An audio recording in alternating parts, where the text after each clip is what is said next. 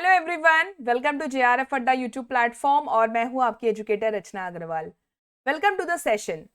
आज के इस सेशन में हम लोग कोई भी यूजीसी नेट रिलेटेड बातें या फिर मैम स्ट्रैटेजी की बातें या फिर कोई पढ़ाई की बातें जो हैं वो नहीं करने वाले हैं। जैसा कि तुम थंबनेल देख भी रहे होगे, आज हम बहुत सेंसिटिव टॉपिक पे बात करेंगे, वो है मेंटल हेल्थ। और खासकर जो यूजीसी फीमेल एस्पिरेंट्स हैं, जो फीमेल यूजीसी एस्पिरेंट्स होते हैं, उनको लेकर जो है ज्यादा फोकस रहेगा आज की सेशन में। पर हाँ, मेल कैंडिडेट्स के साथ कोई इनइक्वालिटी नहीं हो रही, मेंटल हेल्थ तो सबके लिए जरूरी है। तो चलिए आज का सेशन हम लोग शुरू करते हैं। पहले समझेंगे कि मेंटल हेल्थ आखिर होता क्या है, मानसिक स्वास्थ्य क्या होता है। देखिए, मेंटल हेल्थ जो है ना, हमारा इमोशनल, साइकोलॉजिकल और सोशल वेलबीइंग है।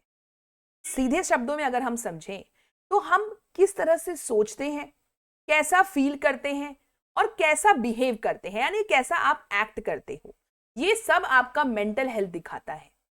कोई विपरीत परिस्थिति अगर आपके साथ, कुछ विपरीत आपके साथ होता है, जैसे कि आप कुछ सोच कर रखे हो और वो चीज आपके साथ नहीं हो रही है, तो उस स्ट्रेस को आप कैसे हैंडल कर रहे हो, आप इमोशनली कैसे फील कर रहे हो। क्या आप इमोशनली बहुत ज्यादा वीक महसूस कर रहे हो, बहुत ज्यादा किसी भी काम में मन नहीं लग रहा, बहुत चिड़चिड़ापन लग रहा है, अकेला फील कर रहे हो, अकेले होने की कोशिश कर रहे हो, सोशली अपने आप को आइसोलेट कर दे रहे हो, किसी से बात करना पसंद नहीं है ना। और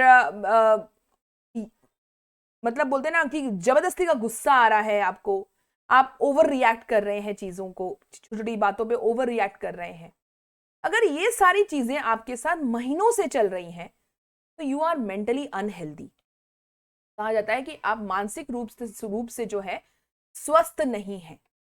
अगर ये कुछ दिन चल रहा है, जैसे कि कुछ फेज आ रहा है, 15-20 दिन का फेज है, तो फिर ये नॉर्मल फेनोमेना है।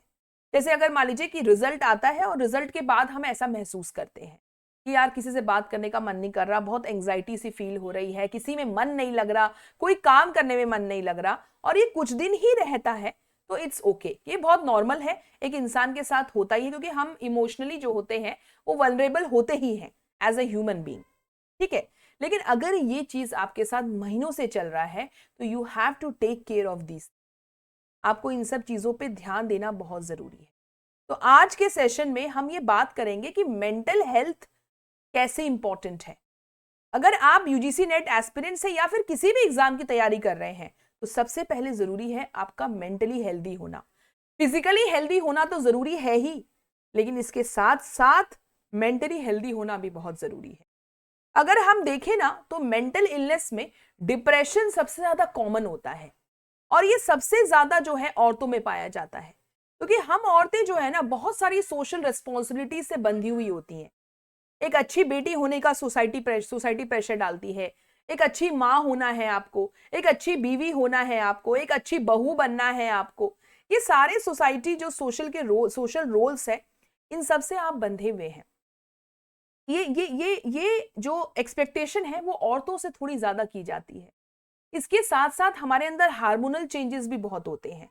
अगर आप माँ बन गई हैं तो आप सभी जानते हैं कि माँ बनने के बाद कितना ज्यादा हार्मोनल चेंजेस होते हैं, है ना। तो ये सारी जो कारण है ना, ये डिप्रेशन का सबसे मेजर कारण बन जाती है औरतों में एज कंपेयर टू मैन। अगर आप इवन स्टैटिस्टिकल डेटा भी अगर देखेंगे, तो मेंटल हेल्थ फाउंडेशन है यूके की, उन्होंने अपने रिसर्च पेपर में ये मेंशन भी किया है that women are twice as likely to be diagnosed with anxiety as men. 25.7% of women and 9.7% of men जो है 16 to 24 एज के सेल्फ हार्म करते हैं। सेल्फ हार्म यानी खुद को हानि पहुंचाते हैं। आप यहां पे देख सकते हैं 2017 की रिपोर्ट भी है उनकी, जहां पे हर जगह लिखा गया है कि विमेन जो है वो 3 times ज्यादा ईटिंग डिसऑर्डर जो है महसूस करती है, एक्सपीरियंस करती है एज कंपेयर टू मेन। उसी तरह से पोस्ट ट्रोमैटिक स्ट्रेस डिसऑर्डर भी उनमें ज्यादा होता है, और एंग्जाइटी रिलेटेड कंडीशन भी जो है विमेन में बहुत ज्यादा होता है as compare to main.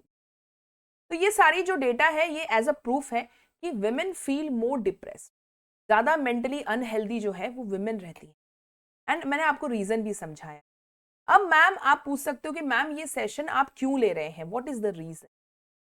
Reason ये है कि मेरा ऐसा मानना है कि जब तक आप मेंटली हेल्दी नहीं है, तब तक किसी भी एग्जाम की प्रिपरेशन या कोई भी लाइफ का जो इंपॉर्टेंट इवेंट है वो सब कुछ फालतू है। अगर आप मेंटली हेल्दी नहीं है तो पहले अपने मेंटल हेल्थ पे ख्याल रखना है। इसलिए मैंने ये कोट सामने डाला है, that it's okay to not to be okay. बहुत इंपॉर्टेंट कोट है। चलेगा अगर आप किसी को ये बोलो कि मैं अच्छा महसूस नहीं कर रही, मुझे अच्छा नहीं लग रहा, मुझे अकेले रहना है, इट्स ओके, कोई दिक्कत नहीं है। आप अपने आप को रिन्यू करने की कोशिश करें, रीवायरिंग करने की कोशिश करें। मैंने हमेशा ही बोला, दिमाग की रीवायरिंग करना बहुत जरूरी है, बहुत ज्यादा जरूरी है। एक सवाल अपने दिमाग में हमेशा रखना चाहिए, am I good enough? Yes I am. क्या मैं काफी हूं? क्या मैं अच्छी हूं? कभी कभी ना औरतें अक्सर ना इस प्रेशर में आ जाती हैं कि हो सकता है उनकी जो पीयर मेंबर्स होंगे वो बहुत अच्छा कर रहे हों। अक्सर देखा गया है कि यार मेरे साथ वाले तो बहुत आगे निकल गए, ऐसा कभी कभी महसूस होता है लोगों को। कोई बात नहीं, चलेगा, वो आगे निकल गए, हम अपने क्षेत्र में आगे हैं। वो पढ़ने में अच्छे हैं, पढ़ने में आगे निकल गए, आप हो सकता है घर के काम संभालने में, खाना बनाने में, या फिर और कोई ऐसी क्वालिटी हो जो आप में बहुत अलग हो। तो ये मत सोचे कि पढ़ाई में मैं अच्छी नहीं हुई या फिर मैंने ये कंपटीशन नहीं निकाला तो मैं किसी से कम हो गई। बिल्कुल भी नहीं, यू आर गुड इनफ, आप बहुत सही हैं, परफेक्ट हैं। ऐसी वाली फीलिंग आपके अंदर हमेशा होनी चाहिए। बस निगेटिविटी आपको कभी भी नहीं घेरेगी। थोड़ी देर के लिए अगर निगेटिविटी आती भी है आप में तो कोई टेंशन लेने की जरूरत नहीं है। देखिए एक बात आप हमेशा याद रखिएगा कि जैसे यूजीसी नेट एग्जाम की बात हो रही है, सिंस हम लोग यूजीसी नेट एग्जाम से जुड़े हुए हैं और अभी जो है ना टाइम ही यही चल रहा है जब प्रोविजनल आंसर की आया है, तो कई जो कमेंट्स मुझे आ रहे हैं कि मैम मेरा मन नहीं लग रहा पढ़ने में, कुछ भी अच्छा नहीं लग रहा है, ऐसा लग रहा है सब मेहनत पानी में मिल गई। ये जो फीलिंग आ रही है ना, इससे बाहर निकलने की कोशिश करिए। इस प्रेशर से कैसे डील करना है ये इंपॉर्टेंट है। सबसे पहला मैं कुछ टिप्स आपसे शेयर करूंगी। सबसे पहले, बी पॉजिटिव, हमेशा पॉजिटिव महसूस करें। ठीक है यार, इट्स ओके, इस बार का एग्जाम नहीं हुआ, अगला अटेम्प्ट मेरा ही होने वाला है और जी जान से मेहनत करूंगी। ठीक है। दूसरा चीज, अगर मान लीजिए कि आपको कोई निगेटिविटी घेरी हुई है, स्ट्रेस का माहौल है, क्या करिए? सेल्फ लव, एक टेक्निक होता है सेल्फ लव। खुद को प्यार करना शुरू करिए। खुद को प्यार करने से मतलब है ग्रूमिंग करिए। लड़कियों को तैयार होना बहुत पसंद होता है, तैयार होके कहीं निकल जाइए, मूड अच्छा करना है, शॉपिंग करिए, भर भर के शॉपिंग करिए, जो काम में मन लगता है वो सारे काम करिए। गाना सुनना पसंद है, अच्छे अच्छे गाने सुनिए, लगातार 10 दिन अच्छे अच्छे गाने सुनिए, अच्छी अच्छी मूवीज देखिए।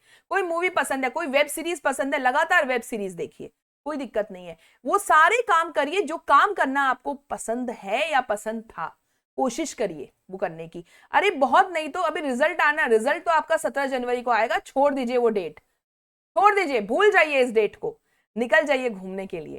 बैग पैक करिए, शिमला के लिए निकल जाइए। बैग पैक करिए, लक्षद्वीप तो अभी ट्रेंडिंग में है, लक्षद्वीप आइलैंड घूम के आ जाइए। ऐसे वो सारे काम करिए। अरे नहीं तो अपने मम्मी के घर ही चले जाइए, अपनी बचपन की यादें जीने की कोशिश करिए।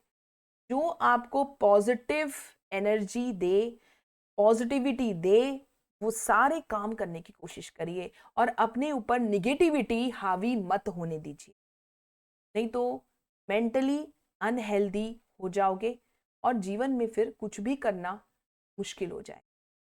इसलिए अपने मेंटल हेल्थ का ख्याल रखना बहुत जरूरी है।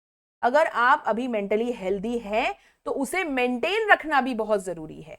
जैसे हम फिजिकली हेल्दी हैं तो हम मेंटेन करने के लिए क्या करते हैं? एक्सरसाइज करते हैं। वैसे ही अगर आप मेंटली हेल्दी हैं तो आप उसको मेंटेन करिए बाय डूइंग दीज थिंग्स। जो चीजें पसंद है वो करिए। अभी इस टाइम पे अपने ऊपर एंजाइटी हावी नहीं होने दीजिए। और एक बार जब आप मेंटली खुश महसूस करें कि yes now I am ready, तो यूजीसी नेट एग्जाम तो आपके लिए बैठा ही है जो 10 जून को होना है। उसके बाद आप पूरी तैयारी के साथ जो है अपने पूरी बोलते ना अपने आप को पूरी तरह से समेट कर एक बार फिर से तैयारी में जुट जाइए। और इस तैयारी में जो है हम आपका साथ देने के लिए बैठे हैं।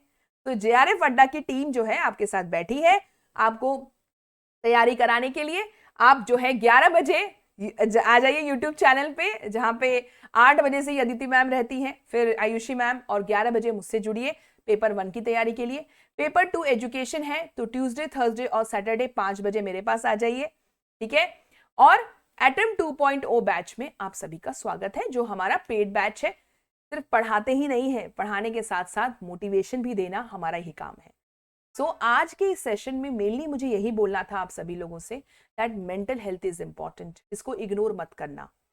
और जितने भी फीमेल एस्पिरेंट्स हैं, मुझे पता है आप बहुत सारी रिस्पॉन्सिबिलिटीज के साथ जो है इस एग्जाम की प्रिपरेशन कर रहे हैं, तो कूडोज टू यू। अपने पीठ पे हाथ थपथपाइए कि इतना बड़ा फैसला लेना भी अपने आप में बहुत बड़ी बात है कि आप बैचलर्स कर लिए, आप मास्टर्स कर लिए, और अब आप पीएचडी की तैयारी करने के लिए लग रहे हैं। हाईएस्ट डिग्री मानी जाती है ये, और उसकी तैयारी के लिए आप जो है ये एंट्रेंस एग्जामिनेशन दे रहे हैं। बहुत बड़ी बात है, बहुत ज्यादा बड़ी बात है इतनी रिस्पॉन्सिबिलिटी करने के साथ। तो इसके लिए पहले खुश हो जाइए, और दूसरी, अगर थोड़ी देर की निराशा है, नहीं हुआ ना, कोई दिक्कत नहीं है, उस निराशा को दूर करने के लिए बहुत सारे टेक्निक्स है, आप वो सब करिए। पहले अपने आप को मेंटली फ्रेश करना है, and then come back to the preparation phase. अभी से कोई प्रिपरेशन नहीं करनी, आराम करिए, मस्त मौले, मस्त एकदम अपना मूड फ्रेश करिए, फैमिली के साथ टाइम बिताइए, और फिर आ जाइए एग्जाम की प्रिपरेशन। तो आई होप आज की क्लास, छोटी सी क्लास है, पर आपको थोड़ी सी जो है एक अच्छा फील कराई हो मेरी ये छोटा सा सेशन जो है। मेरी जो कोशिश है, अगर थोड़ा सा भी कामयाब हुई हो तो बिल्कुल कमेंट सेक्शन में कमेंट कर दीजिएगा, और please like the channel, subscribe the channel. Thank you so much, bye bye, take care everyone.